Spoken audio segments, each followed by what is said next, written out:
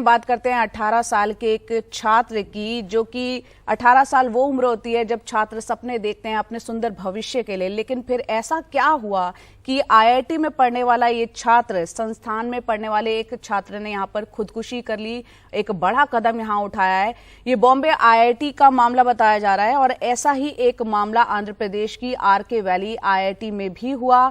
Bombay IIT में खुदकुशी करने वाला छात्र जो है वो अनुसूचित जाति जनजाति से आता था, जबकि आरके वैली की छात्रा एक मजदूर की बेटी थी। देखते हैं इस पर रिपोर्ट। शनिवार शाम आईआईटी बॉम्बे के छात्रों का मोमबत्ती जुलूस। 18 साल के दर्शन सोलंकी की मौत पर, जो पहले वर्ष का छात्र था और जिसने कथित तौर पर रविवार दोपहर 1:30 बजे अपने हॉस्टल की 7वीं मंजिल से छलांग लगाकर जान दे दी। दर्शन सोलंकी अहमदाबाद का था और उसने बस 3 महीने पहले पवई कैंपस में केमिकल इंजीनियरिंग में बीटेक कोर्स में दाखिला लिया था। आईआईटी बॉम्बे के निदेशक सुभाशीष चौधरी ने छात्रों से एक नोट में कहा, हमें ये सूचित करते हुए अफसोस हो रहा है कि हमने इस दोपहर एक त्रासद हादसे में पहले वर्ष के एक छात्र को खो दिया है। पवई पुलिस केस की जांच कर रही है। छात्र के अभिभावकों को सूचित कर दिया गया है और वे रास्ते में हैं। हम इस छात्र की मौत पर गहरे शोक में हैं और प्रार्थना करते हैं कि परिवार को ये शोक झेलने की शक्ति मिले, उसकी आत्मा को शांति मिले। शनिवार को ही पहले सेमेस्टर के इम्तिहान खत्म हुए थे। अंदेशा ये है कि कहीं पढ़ाई के दबाव ने उसे ये जानलेवा कदम उठाने को मजबूर न किया हो। हालांकि आईआईटी बॉम्बे में एक छात्र समूह अंबेडकर पेरियार फुले स्टडी सर्किल ने कहा है कि 18 साल के दलित छात्र दर्शन सोलंकी की मौत एक निजी मुद्दा नहीं है, ये एक सांस्थानिक हत्या है। उनका दावा है कि कई शिकायतों के बावजूद संस्थान ने परिसर को दलितों आदिवासियों के लिए सहज और सुरक्षित बनाने की कोशिश नहीं की। पहले वर्ष के छात्रों को आरक्षण विरोधी जज्बात की वजह से सबसे ज्यादा उत्पीड़न झेलना पड़ता है और नाकाबिल होने के ताने झेलने पड़ते हैं। फैकल्टी और काउंसलर्स में हाशिए के लोगों की नुमाइंदगी की कमी है। इन आरोपों पर ना तो आईआईटी ने कुछ कहा है और ना ही पुलिस ने। आंध्र प्रदेश में आईआईटी आरके वैली में 22 साल की अंकिता हॉस्टल के अपने कमरे में मृत पाई गई। वो अंतिम वर्ष की इंजीनियरिंग की छात्रा थी और कुवैत में काम कर रहे एक मजदूर की बेटी। कोई सुसाइड नोट नहीं मिला है। पुलिस इस कदम के पीछे उकसावे की वजह तलाश रही है। मुंबई में सोहित मिश्रा के साथ उमा सुधीर की रिपोर्ट, एनडीटीवी इंडिया। आगे बढ़ते हैं चुनाव से जुड़ी खबर, जहां त्रिपुरा में होने वाले विधानसभा चुनाव के लिए आज प्रचार का अंतिम दिन है। 16 फरवरी को यहां मतदान होना है। सभी पार्टियों ने प्रचार में अपनी पूरी ताकत लगा दी है।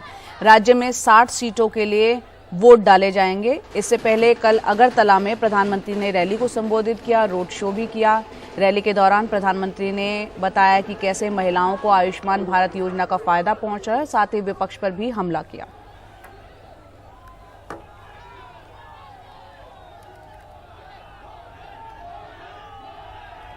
यहां जो हाल थे उसे त्रिपुरा के लोग कभी भी भूल नहीं सकते।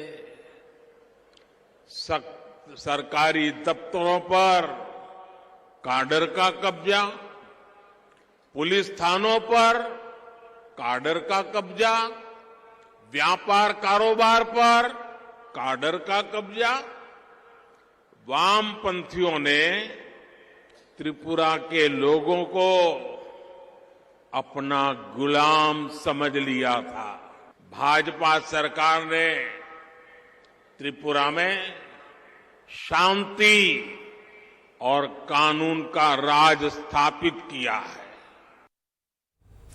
कांग्रेस सांसद राहुल गांधी का कहना है कि प्रधानमंत्री मोदी ने उनका अपमान किया है। राहुल गांधी ने कहा कि प्रधानमंत्री ने मेरे सरनेम पर सवाल उठाया। साथ ही प्रधानमंत्री ने कहा था कि मेरे नाम में गांधी सरनेम क्यों है, नेहरू नाम क्यों नहीं।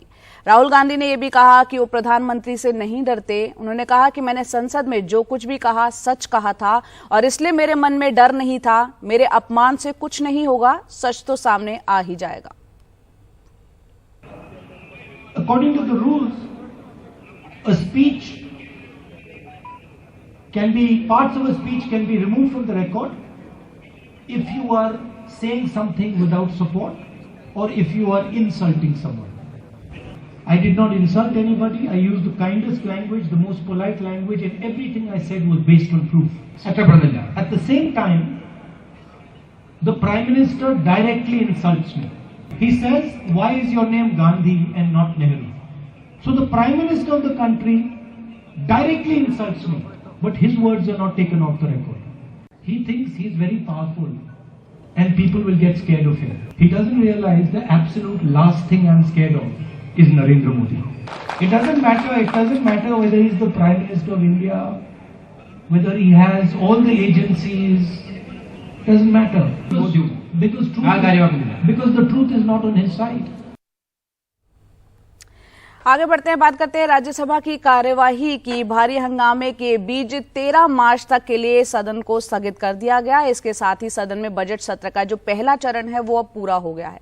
इससे पहले सदन में कांग्रेस अध्यक्ष और एलओपी जो कि राज्यसभा में नेता विपक्ष मल्लिकार्जुन खड़गे और सभापति जगदीप धनखड़ के बीच तीखी नोकझोंक यहां पर हुई।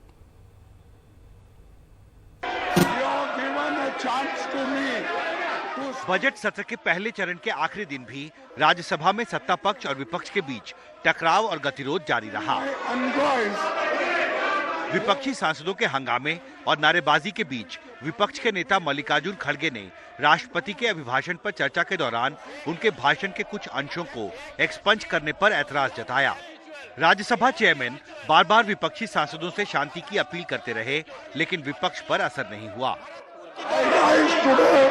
With a heavy heart, expressing my anguish over the bent way in which the parliamentary traditions and rules of procedure, the undemocratic, unparliamentary words expunged of my remarks in regarding to our speeches on motion of thanks on the President. एक बताऊं, सुनना मेरी बात ध्यान से। यदि अगर जो मैंने आंखों से देखा है प्राइमरी मटेरियल के अंदर, आप स्तब्ध रह जाएंगे। I have taken the most lenient course. सुनिए सुनिए, जो कुछ देखा है, हाउस में वीडियो पहले भी बना है, जो कुछ देखा है, मुझे मजबूर मत कीजिए, मुझे मजबूर मत कीजिए वो सब कहने के लिए कि कैसे किया गया, किसने किया गया। कांग्रेस सांसद प्रमोद तिवारी ने राज्यसभा के सभापति से पार्टी की सांसद रजनी पाटिल को बजट सत्र की बची हुई अवधि से सस्पेंड करने के फैसले पर पुनर्विचार करने की मांग की, लेकिन सरकार इसके लिए तैयार नहीं हुई। तो मेरा एक विनम्रता पूर्वक आग्रह है कि एक महिला सदस्य, भद्र महिला, बहुत अच्छी महिला है सब, उन्होंने, आप निलंबन हो गया तो पुनर्विचार का अधिकार आपको है। और सुनिए, आपको तो अधिकार है कि आप नेता सदन को बाहर निकाल सकते हैं, उसमें कोई दो राय नहीं सर, आपका असीमित अधिकार। तो विनम्रता पूर्वक आग्रह है कि विचार कर ले।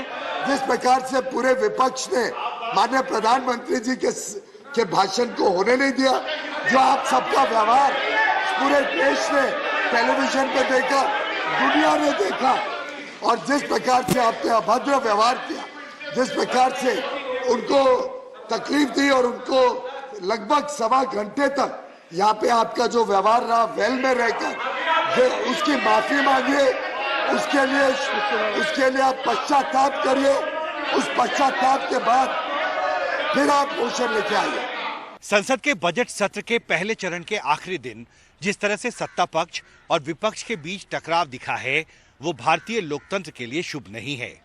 जाहिर है, आने वाले दिनों में अगर इस टकराव को खत्म करने के लिए गंभीरता से पहल नहीं की जाती है तो इसका असर 13 मार्च से शुरू हो रहे संसद के बजट सत्र के दूसरे चरण पर भी पड़ सकता है। संसद भवन से सचिन के साथ हिमांशु शेखर, एनडीटीवी इंडिया।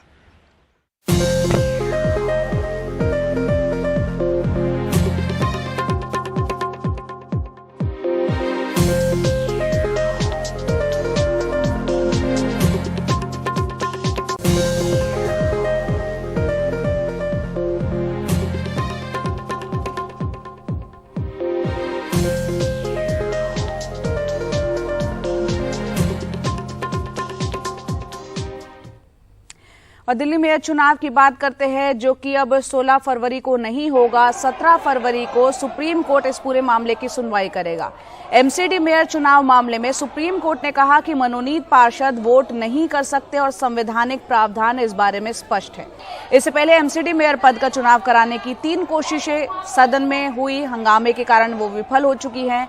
उपराज्यपाल ने 16 फरवरी को बैठक बुलाने की मंजूरी दी थी, लेकिन कल सुप्रीम कोर्ट में हुई सुनवाई में उपराज्यपाल कार्यालय की तरफ से कोर्ट को बताया गया कि चुनाव कोर्ट की सुनवाई के बाद ही करवाया जाएगा।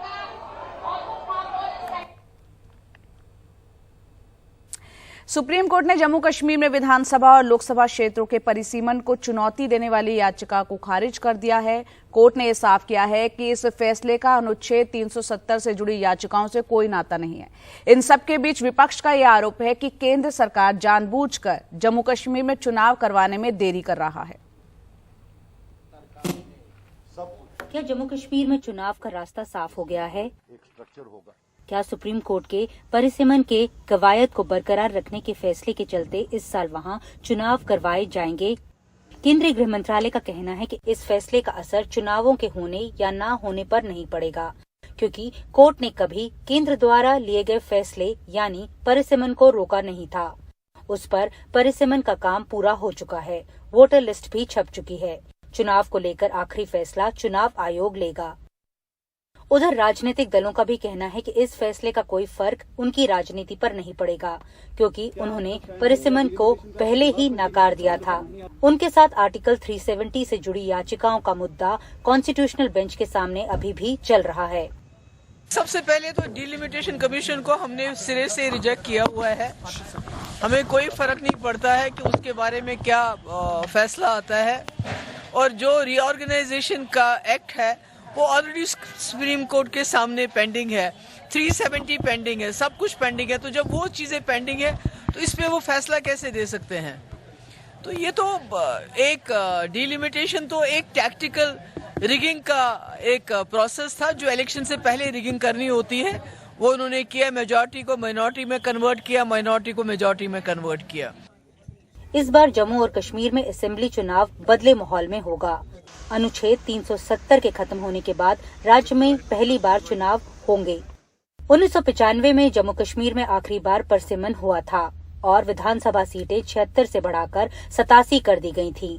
इनमें जम्मू में 37, कश्मीर में 46 और लद्दाख में 4 सीटें थीं। लेकिन लद्दाख को अलग केंद्रीय शासित प्रदेश बनाए जाने के बाद जम्मू कश्मीर विधानसभा में कुल 83 सीटें रह गई थीं। परिसीमन के बाद कुल सीटों की संख्या 90 हो गई है। इनमें जम्मू में 43 और कश्मीर में 47 विधानसभा क्षेत्र बनाए गए हैं। वैसे विपक्ष का आरोप है कि केंद्र सरकार जानबूझकर जम्मू कश्मीर में चुनाव करने के लिए देरी कर रहा है। जब से 370 हटा है और जो सिचुएशन है और जिस तरह से टारगेट किलिंग कश्मीरी पंडितों की हो रही है, हम लोग सब चाहते हैं, लेकिन जो परिसीमन हुआ उससे हम लोग तो सेटिस्फाइड थे नहीं। उन्होंने सरकार की जो मंशा थी, जो भाजपा सरकार है, वो मंशा दिख रही थी। उन्होंने सीटों को भी बढ़ाया है, लेकिन जिस मंशा से किया है वहाँ पर जो जितने भी विपक्ष के लोग हैं, हमारे सारे जो अलायंस पार्टी के लोग हैं, वो लोग भी उससे सेटिस्फाइड नहीं थे। लेकिन तब भी हम ये चाहते हैं कि आप इलेक्शन कराइए और उसको इमीडिएट कराइए। अब देखना ये है कि ये कब तक इलेक्शन कराते हैं। पिछली बार चुनाव जम्मू कश्मीर में 2014 में हुए थे, तब लद्दाख उसका हिस्सा था। पिछले 3 सालों में वहां पे ग्राउंड सिचुएशन बदली है, भौगोलिक स्थिति भी बदली है और साथ में निर्वाचन क्षेत्रों की जो एक तस्वीर है वो भी बदली है। जाहिर है इस बार जब चुनाव होंगे तो समीकरण जो हैं वो नए होंगे और साथ में नतीजे भी जो हैं वो नए होंगे। नई दिल्ली से कैमरा पर्सन सचिन के साथ नीता शर्मा, एनडीटीवी इंडिया के लिए। आगे बढ़ते हैं। प्रधानमंत्री मोदी ने बेंगलुरु में 5 दिनों के एरो इंडिया शो की शुरुआत यहां पर की और इस मौके पर उन्होंने डिफेंस निर्यात को बढ़ाने पर जोर भी दिया। माननीय प्रधानमंत्री श्री नरेंद्र मोदी जी के ऊर्जावान प्रधानमंत्री हेलीकॉप्टर से पहुंचे एरो इंडिया 2023 में। फ्लाई पास्ट के बाद फॉर्मेशन प्रधानमंत्री के सामने से गुजरा, जिसे गुरुकुल फॉर्मेशन का नाम दिया गया और इसका नेतृत्व तेजस से कर रहे थे वायुसेना प्रमुख V R. Chaudhari. The Air Chief, being part of the Gurukul, is only appropriate as he has been an instructor par excellence in the IAF. और इसके बाद आसमान में सूर्य किरण एरोबेटिक टीम का शानदार प्रदर्शन।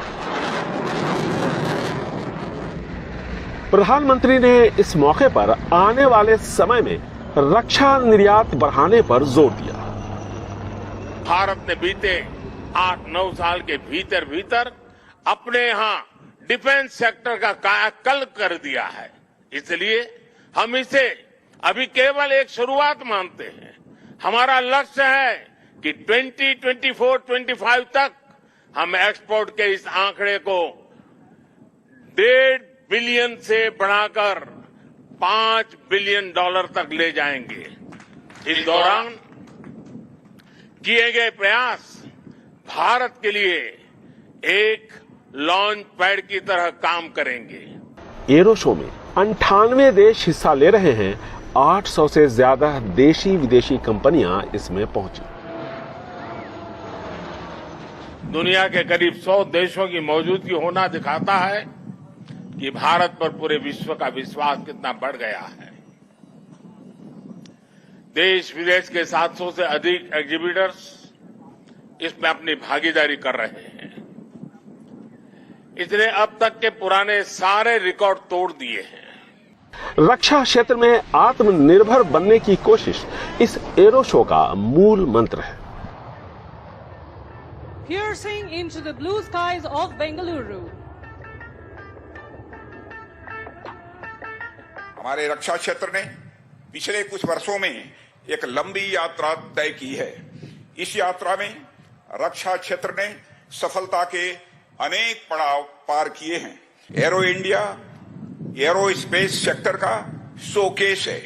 विश्व के आकाश में भारत एक ऐसे सितारे के रूप में उभरा है जो न केवल स्वयं जगमगा रहा है बल्कि औरों को भी अपनी आभा से आलोकित कर रहा है। कर्नाटक की 65% हिस्सेदारी रक्षा और एरोस्पेस निर्यात के क्षेत्र में है। 1993 में एरो शो से इसकी शुरुआत हुई थी, जो आज दुनिया में रक्षा उत्पादन के सबसे बड़े बाजारों में से एक के तौर पर उभरा है। और ये था टीम लीडर का सल्यूट हमारे मुख्य अतिथि को।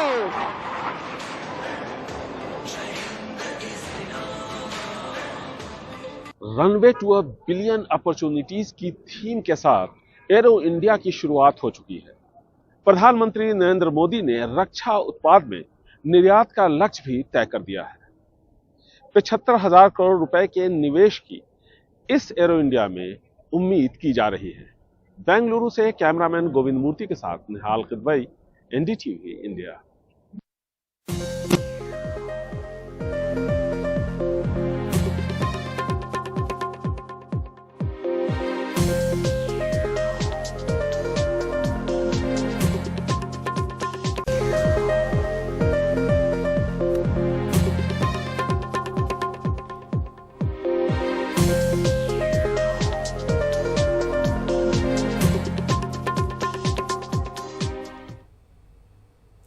तुर्की और सीरिया में आए भूकंप में मरने वालों की संख्या 35,000 के पार पहुंच गई है। 6 फरवरी को यहां पर जबरदस्त भूकंप आया था, जिसके बाद राहत और बचाव का काम लगातार जारी है।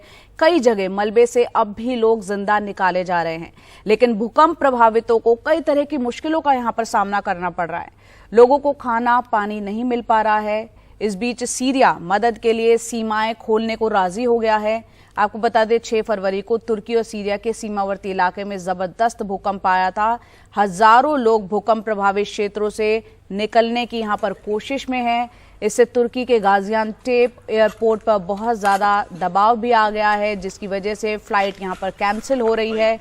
दूसरी वजह है कि बड़ी संख्या में लोग गाजियान्टेप छोड़ना चाहते हैं, क्योंकि आफ्टर शॉक बहुत ज्यादा आ रहे हैं। लगातार 6 फरवरी के बाद से एक के बाद एक कई भूकंप आ रहे हैं। हमारे सहयोगी उमाशंकर सिंह की रिपोर्ट देखते हैं। गाजियान्टेप एयरपोर्ट पर इस फ्लाइट में उन्हें जगह मिलने में भी काफी परेशानी हुई। गाजियान्टेप से वापसी की जो यात्रा है वो भी अपने आप में एक नई नवेली यात्रा है, क्योंकि जिस पहली फ्लाइट में हम बैठे वहाँ वो फ्लाइट फुल थी और मुझे तो जगह मिल गई लेकिन कुली को जगह नहीं मिली, और फिर हम दोनों क्योंकि साथ हैं तो हम दोनों को उतारा गया और फिर इस फ्लाइट में जगह दी गई। और इस फ्लाइट में भी जगह यहाँ दी गई है जहाँ पे एयर होस्टेस बैठती हैं, और ये जो है एकोमोडेट किया गया हमें, जैसे कभी बस में एक बेंच लगा के बिठाते हैं। खैर ये बेंच तो नहीं है, इसमें प्रॉपर सीट है जहाँ पे एयर होस्टेस बैठती हैं। तो अब हम इस तरह से यहाँ से इस्तांबुल तक की जो यात्रा है ऐसे तय करेंगे, और ये अपने आप में एक एक्सपीरियंस है। और टाइम का जो खोटा हुआ तो हुआ ही, लेकिन ठीक है, लाइफ का पार्ट है। और इस तरह हमें एकोमोडेट करने के पीछे की जो वजह है वो ये है क्योंकि भूकंप की वजह से यहाँ पे काफ़ी तबाही मची है और काफ़ी जो फ़्लाइट्स हैं वो डिले हुई हैं, और बल्कि बहुत सारी फ़्लाइट जो हैं वो कैंसिल हो गई हैं, और उसकी वजह से बहुत ज़्यादा दबाव है एयरपोर्ट पे। बहुत सारे लोग लड़ते झगड़ते नज़र आए क्योंकि सबों को देर हो रही है, लेकिन एयरलाइन जो है वो एकोमोडेट करने की कोशिश कर रहे हैं। और ऐसे में अब जिन लोगों को एकोमोडेट किया जा रहा है वो तो अपने गंतव्य पे पहुंच पा रहे हैं, बाकी जिनको काफ़ी देर हो रही है, आगे की फ़्लाइट छूट रही है। और ये सब के पीछे की वजह ये है क्योंकि यहाँ पे जो गाजियान्टेप एयरपोर्ट है वो ऑपरेशनल तो है, लेकिन फ़्लाइट्स काफ़ी कैंसिल हो रही हैं। यहाँ पे एयर ट्रैफिक पे दबाव ज़्यादा है। फ़्लाइट टेक ऑफ के पहले हमें नॉर्मल सीट पर बिठा दिया गया है क्योंकि फ़्लाइट जो है वो इसमें भी हालांकि बहुत सारे पैसेंजर वेट कर रहे थे, लेकिन लगता है कि इसमें जो नॉर्मल सीट है वो खाली रही, और इसलिए हमें अब नॉर्मल सीट पे बिठा दिया गया है। पीछे फ़्लाइट अटेंडेंट की सीट से यहाँ लाकर बिठा दिया गया है। तो अब हमारी ये फ़्लाइट जो है वो टेक ऑफ करने वाली है। इस इलाके में दरअसल इतने आफ्टर शॉक्स आ रहे हैं कि बहुत सारी फैमिली सुरक्षा के लिहाज से गाजियान्टेप छोड़कर इस्तांबुल और दूसरे शहरों की तरफ जा रहे हैं, जहाँ पे अगर उनके कोई रिलेटिव हैं या जहाँ पे वो अपना बंदोबस्त कर सकें। तो ये एक सिचुएशन है जिसकी वजह से भी फ़्लाइट पे काफ़ी ज़्यादा लोड है, और ये वजह है कि जो फ़्लाइट्स जो कैंसिल हुई हैं उसके अलावा जो डिले हो रही हैं, और लोगों का दबाव जो है क्योंकि ज़्यादा मुसाफिर बढ़ गए हैं यहाँ से बाहर निकलने वाले, तो इन सब वजहों से जो है ये पूरा मामला जो है वो कॉम्प्लिकेट हो गया है। और जो लोग हैं वो ये शहर छोड़ना चाहते हैं क्योंकि पहले से इमारतें कमज़ोर हैं और आफ्टर शॉक्स में उसके गिरने का खतरा भी है, तो इसलिए भी लोग यहाँ से निकलकर बाहर जा रहे हैं और एयरपोर्ट पे काफ़ी ज़्यादा दबाव है।